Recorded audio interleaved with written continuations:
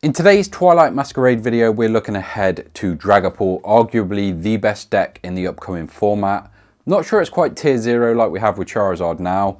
There are a lot more decks vying for that top spot. I think Dragapult might be top, but you've got stuff like Lugia, Charizard, Chien-Pao, we've seen Blissey's pop up. There is a lot of viable decks. I mean, Tina's still pretty good. So it's going to be a very interesting format. There's a ton of ways to play Dragapult. I'm going to go through my list currently. I've play tested it a bit. Obviously, we've played some matches, which will be on the channel soon. I've played it a bit more since then. Changed around a few cards. It's very difficult to actually stick to a list with this thing. There's so many ways to play it, and there's so many cards I want to add, but I can't find the room. So I will go over some cards I've cut or potentially are thinking about as we go through this. But let's get the deck list down. I'll show you what we're playing with, and then we'll talk about where I would possibly make some changes if you're going to play it. So we've got the 3 Dragapult, which is fairly standard. Obviously, Phantom Dive does 200, but also you can spread 6 damage on your benched, your opponent's bench Pokemon. Obviously, this means you can set up some massive turns with stuff like Devo, which is quite nice. Obviously, you could set up a few knockouts and potentially into something like Charizard, not take any early knockouts and just set up a win towards the end game with some boss and spread shenanigans. There's a few different ways to actually attack and play with this deck, which is quite unique. So very excited to actually play this a bit more. And once the format is released officially, we've got the 4 Dracloak with, I think it's Recon Surveillance, or this says Reconnaissance Raid, which sounds much better, but it's worded slightly different. But basically, it's airmail. You look at the top 2 cards, put one to the bottom, take one to your hand. So some built-in consistency. The problem with Dragapult is there is no acceleration. It needs a fire, it needs a psychic, so it's very difficult to actually get going, which is why we've built the deck this way. I have seen some lists with things like Pidgeot, but you're just upping consistency there. Consistency isn't going to get you 2 energy in play a turn, which you need to be doing to keep attacking. I think because of the built-in consistency of Dracloak, you do really want to go down the route of energy acceleration. And there's a few ways to do that for these particular type of energies. I've gone for the Xatu choice, so I've got a 2/2 Xatu, and that just means I can accelerate extra energy, a psychic energy in particular, into play each turn. So that's a good way to get some energy, draw some cards. Obviously, you get to draw 2 cards as well. So again, we've got 2 cards from Xatu. We've got potentially, sometimes you can have 3 of these guys on the bench, so the Dracloaks can get you 3 more cards, but you get to see 6. We have a one-off Tatsugiri, so normally that's the thing sat in the active. We'll put a rescue board on that, and it just helps us dig for our supporters. We do have a couple of one-off supporters. We'll get to those. We do have 2 boss, and it's always important finding those Arvins so we can get the Evo play off early. We've got the one-off Radiant Alakazam. It just helps in some matchups like Chien-Pao, so when we go 260, following turn we can move 20 onto the Chien-Pao, take a knockout, and swing into something fresh. It sort of does the job of one of our tools, but it's another option of doing it, and it's a much easier option. It is 2 retreat costs, so it is nice sometimes to save the rescue board for this guy, as he can get stranded, or potentially Xatu some energy onto it ahead of time, just so if it is bossed into the active, you're not stalled out. We are playing the one-of Rotom at the minute, and of course the one-of Manaphy. Now, we did have a Lumineon in here. I did take it out to try something different. I've gone into the Tatsugiri instead to find our supporters. We do run quite a few. I think in total we're at 11. So there are plenty of ways to dig through it with stuff like Tatsugiri. We've got the Rotom to still use for a Seal Stone, but because we only run the 2 Ultra Ball, Lumineon just wasn't doing what we needed it to do. There wasn't enough outs to find it. So we're going to go down a slightly different route here. But again, that's another card. A Lumineon in here could be nice, or maybe a second Rotom. We've gone for the Heavy Ball instead, but we'll get to that shortly. We've got the 4 Arven in here. Obviously, finding out, we've got quite a few tools in the deck. We've got the Rescue Board, we've got Devo, Evo, probably 5 or 6 different tools, honestly. We will get into those a bit more when we get to there. So we've got the 3 Iono as well. Just shuffle your opponent's hand, shuffle your hand, always pretty good. Got the 2 odd Boss's Orders. I don't know where my other full art Giovanni is. That irks me a little. It's definitely here somewhere.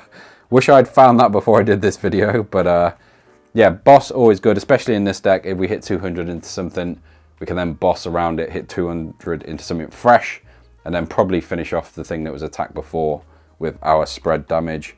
We play the one of Lance and the one of Mela. So the Lance is going to let us find 3 Dragon Pokemon. So if that's the only supporter in hand at the start of the game, or we find it with Tatsugiri, Potentially we could grab 3 Dreepy just to get set up if we've got other ways to get into Dracloaks. Or you could grab like 2 Dreepy, a Dracloak. There's a few different ways to do it. Later in the game you can grab 3 Dracloaks or 2 Dracloaks and a Dragapult to attack with. Or potentially if you've got nothing set up going first, you can Dreepy, Tatsugiri, and hopefully set up for the next turn, getting Tatsugiri into the active and trying to find some supporter cards. The Mela has come in clutch a few times. It's another way to accelerate energy. And like I said, this deck struggles getting energy into play the turns it needs it. So stuff like Mela is that clutch card. Again, find it with Tatsugiri. Attach a fire from your discard and draw up to 6. I mean, it's mainly there for the attach to fire, honestly. It's just such an important ability in this deck. Xatu, the only other really way to accelerate any type of energy. I have tried it with the Neo Upper, but like every deck runs Enhanced Hammer in this format, so I really don't think that's a way to go. They could potentially Enhanced Hammer you and then attack into another one you've set up. It's just, it doesn't feel great. I don't think that's the way to go. So we're trying something a little different in this one. In terms of items, our A spec is obviously Unfair Stamp because we're quite a slow deck. I mean, ideally we get a Dreepy on the bench, we Evo our first turn or even second turn if we have to, get into those Dracloaks and then start to draw through our deck. It can feel very slow. It plays very similar to something like Gardevoir. So something like Unfair Stamp, if they knock out our Dreepy turn 1, turn 2, we can then Unfair Stamp them down to 2 cards on their second, third turn, and it can absolutely change the game. I have tried it with Cyclone, I've tried it with a few other ones. So far, Unfair Stamp has been my favourite. We've got the 4 of Buddy Poffin. Obviously, we can find Manaphy's, we can find Dreepies, Natus, we can find Tatsugiri. Plenty of stuff we can find in the deck with the Buddy Poffin. We've got a 2-2 of Nest and Ultra Ball. Now, I would like a couple more Nest Ball, honestly. I'd like 3 at least. I don't know where it's going to go into the list. Like, if I can find a space, the next card I'm going to add is a second Earthen Vessel, as we're only running 1 currently. But like I say, I just don't know where that space comes. This list feels so tight. I think maybe Lance and Mela are the first cards I look at. I think Lance would be first to go because Mela has, like I say, come in clutch quite a few times. We do run the 1-off Heavy Ball. Obviously, we've only got Rotom to use our Forest Sealstone with, so we don't want that prized. Helps us find a Tatsugiri. Also Natu, only running 2 of those things. If 1 is prized, it can feel devastating. If 2 is prized, then you're in a world of trouble. So I think the 1-off Heavy Ball is nice. Other item cards then, we've got the 2 Rare Candy. They're there so we can just skip the evolution later in the game, so we can go Dreepy straight into a Dragapult, which is nice. I think 2 of those is quite important. You potentially could go to 3, I wouldn't go to 1. 2-3 seems to be the sweet spot, because a lot of the time you do want to sort of race your Pokemon into play towards the late game. Early it's fine Evo, but you really don't want to be doing that later on. We've got the 1 of Earthen Vessel, obviously find 2 energy, pretty important in this deck. Like I said, the first card that would come in, if I could find room, would be another Earthen Vessel. Following that, it would be another Nest Ball, so I am going to try and make room for them because I think that's probably quite important to the consistency. I'm thinking of potentially dropping Lance and Mela and just trying a pure consistent list, so we'll go maybe another Iono and then maybe another Nest Ball. Again, that Earthen Vessel does need to come in somehow, so we'll keep an eye on that and see how we go. We've got 1 Enhanced Hammer. Obviously, stuff play Mist Energy, so it's good into quite a few things. So if Charizard's playing it, if you catch Blissey may be playing it, it's in Lugia a ton.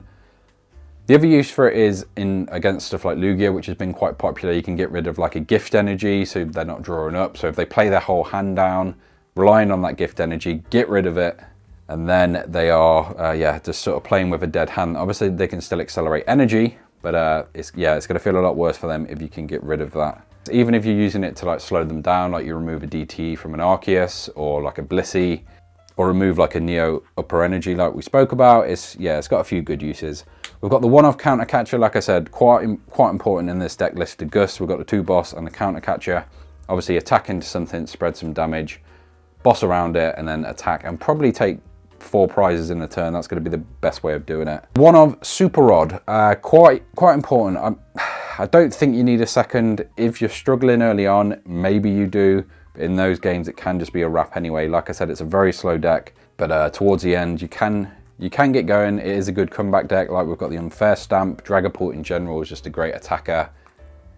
Being able to spread that damage means you can take some very interesting plays and lines towards the end. We've got the one-of rescue board, really nice on the Tatsugiri, so we can use it as a pivot and just draw supporters each turn.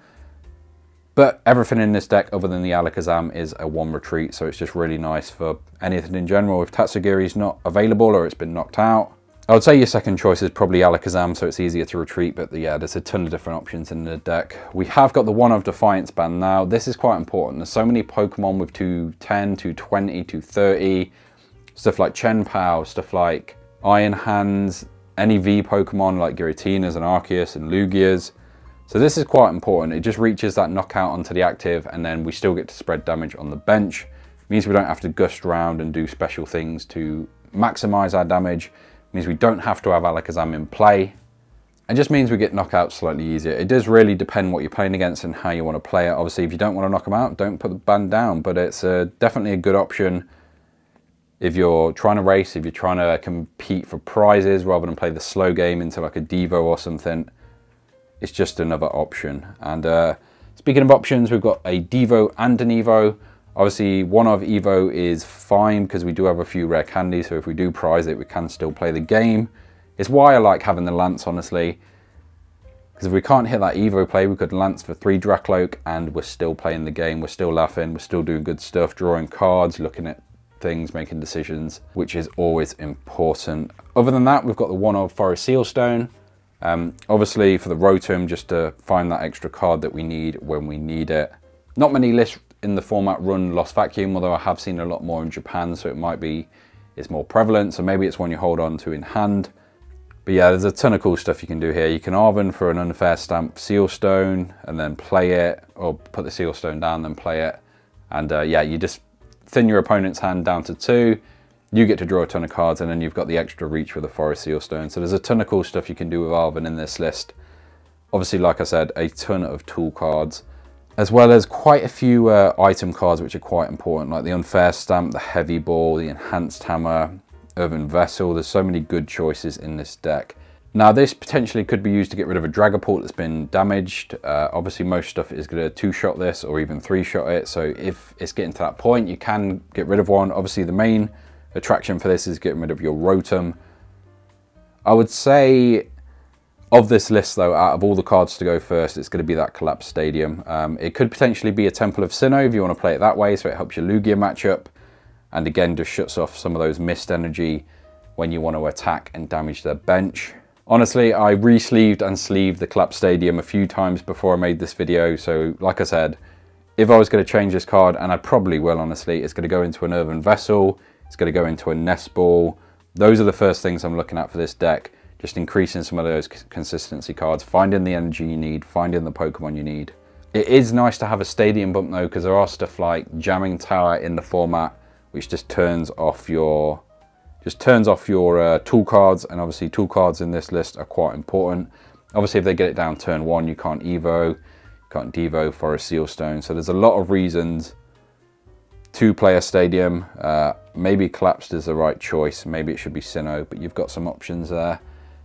And then to finish the list off, we've got the 4 of Psychic Energy. Potentially could go to 5, obviously using Zatu to accelerate. But we do have a Mela as well, so we've got the 4 Fire to match it. That is my Dragapult list. This is what I've been playing. Like I said, I made a few changes for this video. Potentially could make a few more. I've spoke about some cards you can add. I'm going to be playing this a ton. Dragapult is my favourite Pokemon from that gen. Let me know in the comments below how you've been playing Dragapult. Let me know what list you've been playing, what you want to see next on the channel. If you made it to this point in the video, thank you so much for watching, and I will catch you in the next one.